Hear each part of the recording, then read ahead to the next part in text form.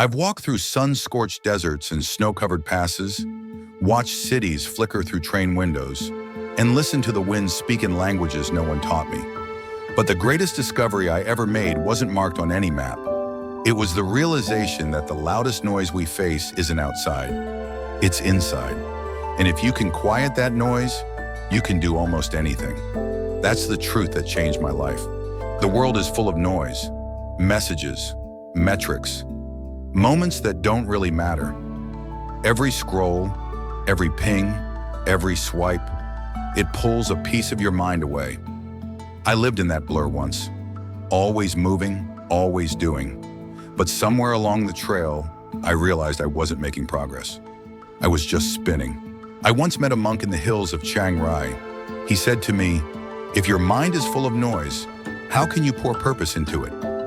At the time, I nodded politely, but later, on a long, quiet night in a mountain hut during a snowstorm, I finally understood. 2 days, no phone, no books, just silence. It felt like a prison at first, but in that silence, something softened, something opened. I heard my own thoughts again, not the anxious ones, but the deep ones, the kind that only speak when everything else quiets down. I began to write, not to plan, but to remember what mattered, what didn't, what I had been running from, and what I should be walking toward. That's when I realized distraction isn't just noise, it's theft. It steals your time, it drains your drive, and worst of all, it convinces you that you're moving when you're only reacting. You want to achieve something real? Protect your focus like it's your fire in a storm. Not with force, with care, with clarity. Wake up early before the noise wakes up with the world. Walk without your phone. Schedule time for nothing, because everything meaningful starts there. That's not laziness, that's design.